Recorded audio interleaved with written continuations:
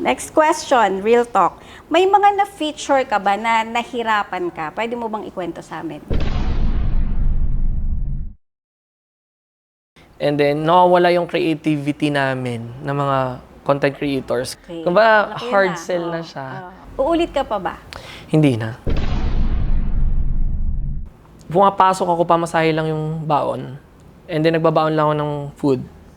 Kasi walang pambili ng lunch. Kaya kahit kumain kami sa SM Manila, nung una, nahihiya pa ako na bukas ng baonan, sila umu-order. Dati, wala akong pambili sa mga restaurants. Now, ako hinahabol ng mga restaurants.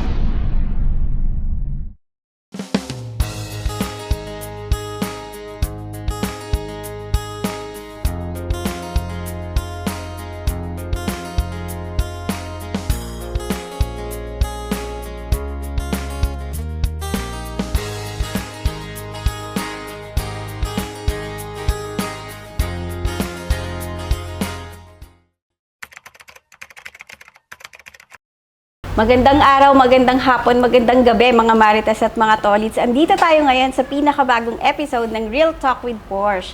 At malapit na tayong mag 100k ha, so tuloy-tuloy lang ang pagsuporta. At ngayong hapon nga ay dinalaw tayo ng isa sa Bulakenyo na nagvo-vlog ngayon na mayat-maya lumalabas siya sa feeds ko. Nagfi-feature siya ng food, nagfi-feature siya ng staycation at iba't ibang shops na alam niya na budget-friendly. So, kailangan natin kilalanin, in-nose natin si EJ Knows. Hi! Hi. Hi, Portia.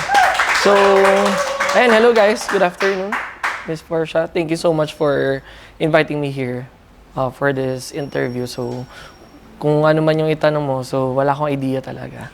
So, Yes. tignan natin. Kaya real talk siguro. Oo, kasi EJ, standard dito sa Real Talk with Porsche na hindi alam ng ating guest ang question na meron para sa kanya. Para ano pala to? Pageant. Pwede rin. Marami-raming question lang kasi sa pageant, isa lang. Oh, yun.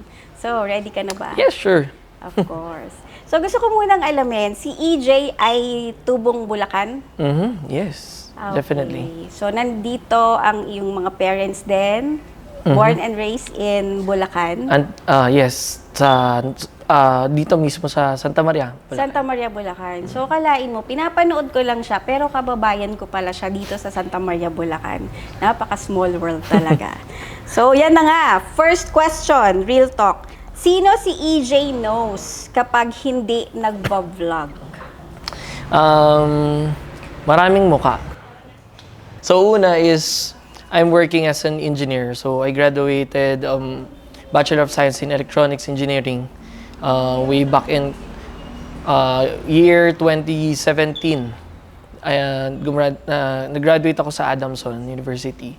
And until now, so hawak ko pa rin yung dalawang lisensya ko as Electronics Engineer and Electronics Technician.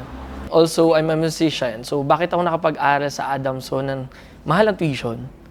It's because of my skill or yung sinasabi ng talent. Okay. Which is I play an instrument, which is my saxophone. So, I'm already a musician for already 20 years. Kung familiar kayo sa mga musiko dito sa Santa Maria, since 2004, nag-aral ako ng musiko, naging scholarship ko siya nung LM High School until college. Until now, so tumutugtog ako sa mga wedding gigs, hotels, restaurants, or even proposals. Minsan, I'm with an orchestra or with the Philippine Youth Symphonic Band or our marching band or our community band, which is Banda 85 Santa Maria, Bulacan. Yes. So, currently, I'm the secretary ng Banda 85. And then, ayun, minsan ako lang mag-isa, tumutugtog. Minsan, meron akong kasamang vocalista, drummer, guitar, or minsan isa lang, gitarista or pianista. Okay. And then the next one is I'm a Sun Life financial advisor. Okay. For already, magka 4 years na this October. So, I'm a consistent medallion awardee. So, kung may mga nanonood na Sun Life advisor din, so they already know that it means I'm part of the top 8% na advisor sa buong Pilipinas. So, I'm really proud of it. So, because it's my credibility pag nagbebenta ako ng insurance. Kasi, here in the Philippines, hindi sobrang open-minded yung mga tao pagdating sa insurance pa. Agree. Pero, dahil sa advokasya namin, nababago na yung naging norm sa mga Pilipino na sandwich. Nangyayari kasi pag ikaw nag-asawa ka, sinusustenta mo pa yung magulang mo, tapos pinapalaki mo yung anak mo. So sandwich ka. So nangyayari ngayon, so pag yung mga millennials particularly is andun na sa retirement period, may sarili kaming pera. And yung mga na-insure din namin, may sariling investment. And then they don't need to depend on sa mga anak nila pag dating ng retirement period. Nice. So next is I'm also a MaxiCare agent. So I also offer HMO, magto 2 years na. So sa mga may kailangan ng health card. So bakit ko pinasok 'yun? Kasi most of my business owner friends wala silang HMO. Bakit? Kasi sa business sila wala naman silang like corporate job. Madalas kasi sa corporate nagkakaroon ng benefit na health card. So, kumbaga ako na yung nag-o-offer kasi sobra ako mismo na-appreciate yung mag-benefit na HMO. Like pag na-hospital ka, or na-confine, or Inubo ka lang, mag-hospital yes, ka na. masusulit mo talaga. Covered siya. Yan. May And then, susulat pa ba? yes. Sige. I have a social media marketing na sideline or side hustle wherein we handle social media ng mga business owners. Kami yung graphic artist, kami din yung social media manager. Nice. Pero I'm the one who closed the deal, and then I have partners na sila mismo yung nag-graphic and then nag content planning din. Meron ding akong hawak na ako mismo yung naghahawak ng social media. And then next, naniniwala ka ba pag tumulong ka sa kapwa, doble, triple yung blessings na bumabalik? Oo naman. Like ko sinasabi to, hindi ako nagsasawang laging sinishare to kasi year 2021, I help hundreds of business owners through my page, EJ Knows. So, I ended up year 2021 with my own restaurant. So, may restaurant ako dito sa Santa Maria. Anong name nito? Banggitin natin. House of Taiko, Santa Maria. Oh, not So, yet. So, pupuntahan namin yan. Nakilala kami sa Anli Ramen. So, magti 3 years na siya. Kasi 2021 pa yon. So, I'm very fortunate sa lahat ng taong tumulong. Kasi hindi naman at a young age, like 25 pa lang ako noon, nagkaroon ako ng restaurant. So, syempre, it's an edge din. Young entrepreneur. Yes, as a young entrepreneur. So, parang yun lang ang gandang testimony yun na pag tumulong ka, babalik talaga. And then pag naging mabait ka sa kapwa mo, babalik at babalik. And actually, last year, may second business ako, yung Giro. It's a snack hub na Dito Mexican. Yes, tinabi ko na siya. Last year, nasa Bukawi siya, sa Igulot. Ngayon, nasa Santa Maria na. Katabi, tinabi ko doon sa Taiko. Pupuntahan din natin yan. Yes. So, I think that will sum it up. Medyo madami pa, pero yun yung mga pinagkakabalahan ko. Walang laylo. Kumbaga lahat siya ginagawa ko. Grind ng grind. Yes, but I'm happy. Yeah. Good for you. Next question, real talk. Who inspired you na mag-vlog? My family. Bakit? Kasi, nag-start lang kasi siya as a hobby. Yung alam mo yung sa Instagram, uso kasi yung maganda yung feed, curated. Like maganda siya tignan. So, kaya sabi ko yung kanina na nung you initially asked me how did I start, yung geology parang study of my life. Geology parang in science na lahat in tiles, yun yung mga nangyari sa buhay ko. Like kunwari, gumraduate ako and then nakapasa ako sa ganito. And then what inspires me to be kumbaga hindi agad ako naging vlogger. Kumbaga I met people na vloggers or content creators. Tapos sinasama nila ako, I get the chance to be connected with them. Tapos hindi ko lang namalayan, vlogger na pala ako. Naging vlogger ka na Yes. rin. Parang gano'n na siya. Hindi yung pare yung purpose nito, kaya ako nagko-content is I want to be a vlogger. Hindi. Next question, real talk. Pwede bang malaman anong mga gadget na ginagamit mo kapag nagvo-vlog at nagfi-feature?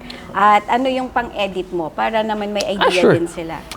Ginagamit ko dati is a mirrorless camera. Kasi sobrang hilig ko mag-picture talaga. Kumbaga quality photos. Dati kung i-check mo yung feed ko, hindi siya puro video. Bihira. Sobrang bihira ako mag-video. Mirrorless camera na Sony Alpha 5000. Until now, nasa akin pa din yun. Tapos bumili lang din ako ng lens. Like, na magkakaroon siya ng bokeh. So I think people na maalam sa camera, alam nila yon. So for the focus ng food. Kasi ang ganda kasi pag na-focus mo yung food eh. And then, nun pa lang, parang forte ko food talaga. And then, nung nag-video, I'm using an iPhone 11 nun. Pero ngayon, I'm using iPhone 14 Pro Max. Wow. Ayun. And then, bakit iPhone, nag-settle na lang ako sa iPhone, hindi na Why DSLR? iPhone? Kasi, pag Adobe Premiere ako, mag-edit pa ako, and then, high quality yung videos, ang tagal ng rendering, ang tagal ko ma-deliver yung mga output. Kumbaga, kasi hindi lang naman yun yung work ko. And then, until na wala akong team. Okay. Kasi since then, ako yung sumasagot sa inquiries, ako yung nagmamanage ng page, ako yung nag-edit, ako yung nag-voice over, lahat. So, nagsettle na lang ako sa iPhone kasi diretso na siya. Very convenient. Kahit nasa biyahe ako, andun na yung mga videos. Gagamit lang ako. Actually, I use CapCut lang for video. And then, kung photo, Lightroom. And then, pag gusto ko ng may mga graphic pa, Canva. Yun lang actually. So, sobrang powerful. Ang naka-pro lang doon yung Canva. Tanongin niyo, i-PM niyo na lang ako paano ako nagkaroon ng pro na lifetime na Uy. mura. Parang kailangan ko rin malaman yan Ayan. So, yun lang pinagamit ko. And then, for travel, I use my drone. Yung action cam ko is GoPro tsaka Insta X3, 360 X3. Kasi minsan, pag sa dagat, pag nag-free dive ako, kailangan is mga GoPro, mga action cam. Kaya, nakasakay ako sa habal-habal, umakit ng bundok. Ang hirap ng phone. So, syempre, itaas ko lang yung Insta360 ko. Video na lahat. Yes. Ayan. Para invisible din yung pinaka-stick Yes. mo. Ayun. Next question, real talk. Paano ka pumipili ng subject na i-feature mo? To be honest, hindi ako pumipili. Okay. Sige na. Maraming sikat na vloggers na kilala ko na hindi na nila tinitignan yung ibang business owners if, tawag dito kung magta-trending ba or what. Yung advocacy ko kasi na nandun is to help business owners simula pa. So, ang purpose ko talaga is to connect with them and then give them some tips, hindi lang sa food, sa place, sa service, sa marketing. But yun, lahat yun, ay nagbibigay ako ng tips. And then, iba pa yung nagpo-post ako sa social media promoting their business. So, yun, to be honest, hindi ako namimili. Matagal lang ako mag-schedule kasi nga, marami akong ginagawa. Hindi ko agad sila ma-schedule. Ayan. Yes. Okay, now we know. EJ knows. Next question, real talk. May mga na-feature ka ba na nahirapan ka? Pwede mo bang ikwento sa amin? Nahirapan ako in the way siguro na maraming requirements yung business owner. Okay. Maraming deliverables. Tapos need pa ng draft para nila Kailangan review. nilang i-pre-approve before you post it publicly. Ayun, meron din like big brands, meron akong na-cowork na PR company. And then, nawawala yung creativity namin ng mga content creators kasi yung ibang brands niya, sa isang frame na photo, parang 1/4 is dapat kita yung brand. Okay. Kumbaga, Laki hard na. sell na Oo, siya. oo.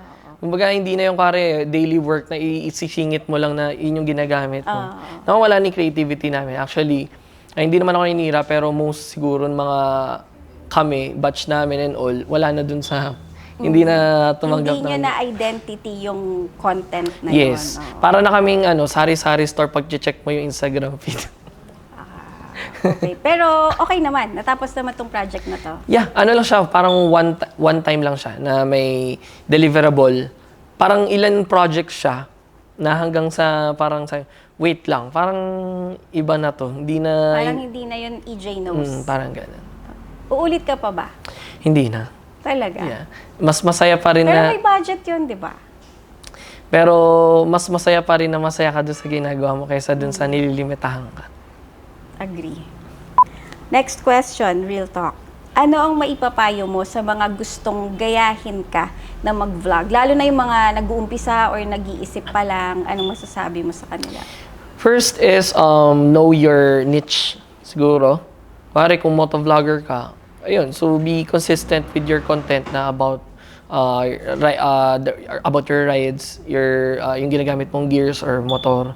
And then kung food ka, kumbaga hanapin mo muna kung ano yung hilig mo or yung kung saan ka mag-grow. And then pangalawa is learn to connect to people. Sobrang the best yun. Paano ba yun? When you say connect to people, paano mo siya ituturo sa kanila? If there's an opportunity na makakausap ka ng maraming tao, yun. So for an example is there are blogger groups. I think kahit sa motovlog, maraming riders na groups na makaka-encounter ka, ma-encounter mo yung iba-ibang klase ng tao. And then, kuwari, kung sasakyan mo, Honda Civic, may group yan eh. Honda Civic. And pag nag-gym ka, may grupo din yan na nakikreate. So, lahat ng ginagawa mo sa buhay, possibly there's a group na pwede mong makausap. So, learn to connect with them. And actually, there are also maraming social civic organizations. Like, kunwari ako, member ako ng Agila. So, Fraternal Order of Eagles. So, ikaw ay kuya. Yes. And then, Lions Club. And then, papasok pa lang sa Rotary. Okay. And then, ayun. So, it's another, dito makakilala ulit ako ng sobrang layo ng age gap sa akin. And all. Kasi, kumbaga tumanda ako na nasa grupo din ako. If yung nabanggit ko kanina, yung Banda 85. Kasi sobrang thankful ako doon until now na hindi ako makakapag-college sa Manila kung hindi ako natuto sa banda. And then, dahil ko rin na-encounter na musiko. I mean, kasi hindi lang ako doon sa banda ko, na-invite din ako sa ibang banda ng Santa Maria, like Banda 31 Original, Banda 31 May Kapisana mga Ligaya. numero, no? Curious lang ako. Anong ibig sabihin ng numero? Yun yung- Kasi dito, 85. Okay. Anong ibig sabihin ng 85? Yun yung year na na-establish yung banda. Okay. Tapos may sinabi 1985. kang number kanina, parang 31. mababa. So, 1931 pa yung banda na yun? Yes. Wow. And Okay. So, kumbaga, mga lolo na sila ngayon? Yung mga iba member? nasa, Nasa kinona ni heaven Lord. na. Okay. So, tapos, ano ba yun? Parang, do they pass it to their next generations? Ganun. Anak, apo, ganyan? Yeah. Pero ang most ng mga banda dito sa lugar natin is hindi siya yung walang may-ari. Kumbaga, may namumuno lang. Okay. So, pag nawawala yung namumuno, syempre, merong natetrain na may initiative na sila yung May mag-lead. papalit. Yung pag may nakikilala ako na friends na, kuwari, may anak sila, na kuwari 8 years old and above na, kumbaga, ina-encourage ko sila na pag-aralin din ng musiko. So, Kasi as libre early lang as siya. 8 years old, pwede nang itrain Libre yung lang. bata.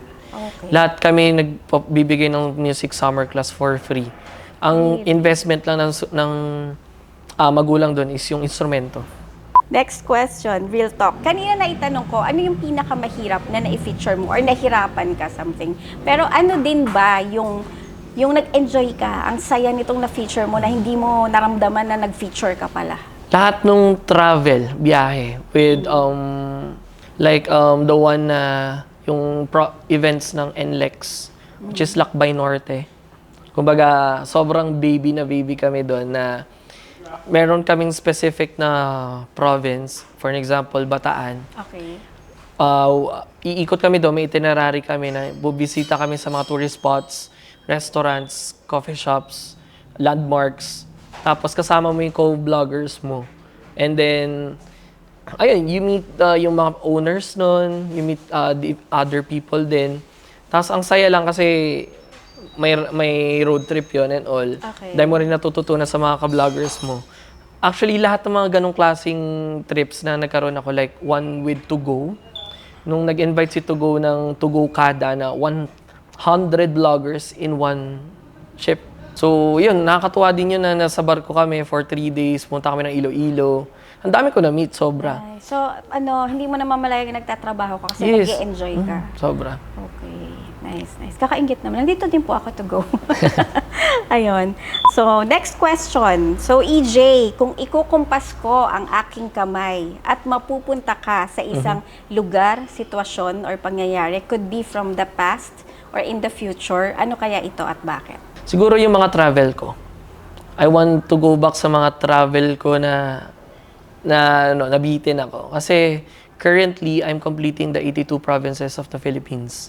So, naka-59 na ako. So, 23 na lang. Mhm. And then, kasi bago ko kumpletuhin yung Southeast Asia, ganun, gusto ko muna yung Pilipinas muna. True. Agree. Yes. Kaya marami ding makikita nyo na nagtatrending na post na habang may oras ka na mag-travel ka. Kasi pagtanda mo, hindi mo na masisingit na mag-travel or ma-enjoy yung life traveling around the world or the Philippines. Agree. EJ, that's the last question that I have for you. Okay. Thank you so much sa pagpunta dito. Ayan. So EJ, merong part dito sa Real Talk with Porsche, nahihingan kita ng nomination kung sinong gusto mong susunod na i-hot seat natin dyan. So I nominate. Okay, siguro, pinag-isipan ko talaga eh, but I nominate Runway Mamangon ng Run Getaway. Bro, salang ka naman dito. Pa-interview naman po kayo. Please connect me sa kanya. Yes, ha? sure. Okay, yun. So, abangan natin yan, mga Maritas at mga Tolits yan. And any sponsors, family, or friends na gusto mong pasalamatan? I thank everyone. Hindi ko na maisa-isa. Baka kasi abutin ng closing ng store.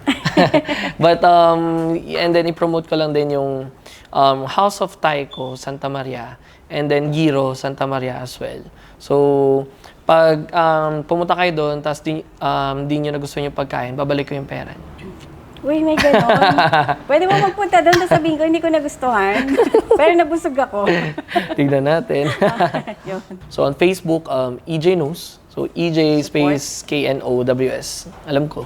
And then, same with my TikTok. EJ Knows din. And then, Instagram as well. So yung mga Marites at mga Tolits, pakita natin kung gaano tayo ka-strong sa pag-support. Ayan. So speaking of sponsors, of course, we would like to thank, ayan, Para Clothing, shout out, Boss RJ. Thank you so much sa padala mong para clothing para kay EJ Knows. Para Ay! sa'yo ito. Aray, Yan. may pa... Pwede mo yan magamit sa pag- iyong pag-ride. Very comfortable at hindi ka papawisan dyan. Yan. Thank you, Air-cooled. para clothing. So, siguro, sisipagin ako magmotor. Yes. I guarantee you. Dahil Ibalik mo dito. din pag hindi. Ayan. Ayan. Of course, continue to support Real Talk with Porsche sa Facebook, YouTube, and TikTok na walang laman. Ayun. So, thank you so much. We're aiming for 100K very soon. Wow. At Manifesting. please don't fail me. Yes. And kaka-second anniversary lang din Wow. pala. So, thank Ang you so bilis. much. Continue to support. Marami pa tayong i-guest dito na mas makikilala nyo at kukuhaan ng inspirasyon. So, thank you so much, EJ. Thank you so much. Thank you so much.